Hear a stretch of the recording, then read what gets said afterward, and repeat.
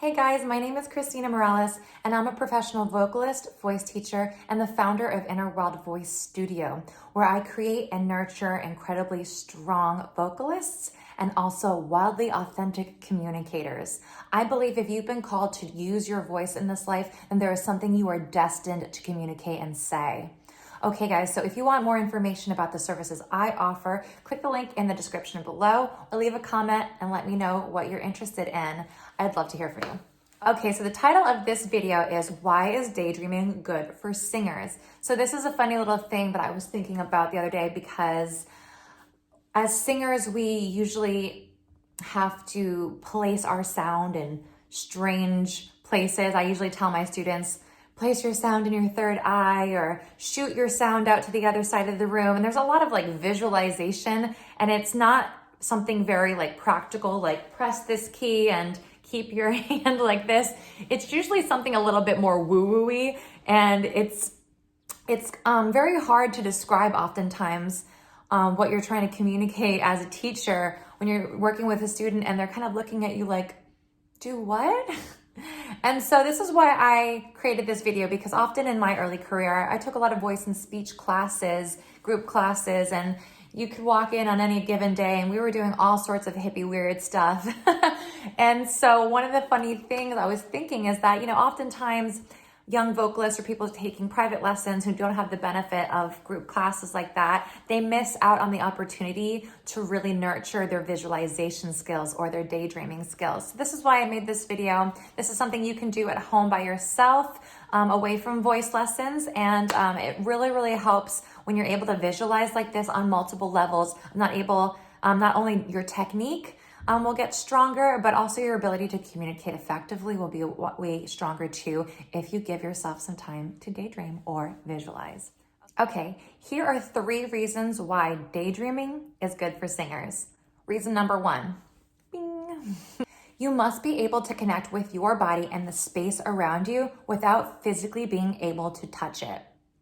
What does that mean, right? Okay, like I said before, oftentimes as singers, you're told to place your sound somewhere in a place that you can't actually touch. You can't touch those places, but you have to touch it with your sound. You have to pierce it with your sound, with your vibration. This is very, very strange experience. And if you're not able to connect with your body, if you're not able to just say, hey, I feel, without looking at it, I can feel my toe, or I can feel my pinky, or I can feel my belly button. These type of exercises where you're just kind of connecting with your body, but not looking at it, not touching it, but just feeling it inside and imagining it, your body will start to connect with you easier. So when you're trying to place your sound from your third eye, when you're trying to put your sound deeper in your mask, when you're trying to understand why you shouldn't be placing your sound in your throat, things like that, visualization of the body, of the space around you, of where you're shooting your energy, of where you're shooting your voice. This is going to be crucial for you in your experience as a vocalist. Number 2, there are times that you want to be able to shoot your sound out, right? So we've talked about placement before, but the other thing is texture, the way you shoot your sound out, the way you create that sound. That is all experienced in a more 5D Twilight Zone place for vocalists. It's not on a physical place. It's not on a guitar string. This is all how you experience it within your body and how you're using the space around you and you're molding the space around you. And you do that internally through your visualization.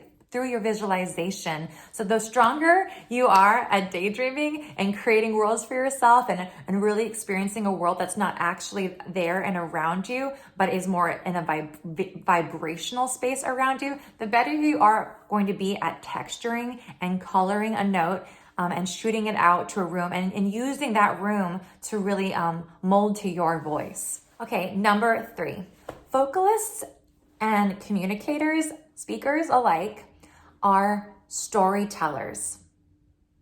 As a storyteller, you need to be able to experience and see that world inside of you so that you can effectively paint the picture for somebody else. And not only do you want to be able to describe in detail what you're seeing, but you want to live in that moment as you're explaining it so that people really feel your heart. And this is a really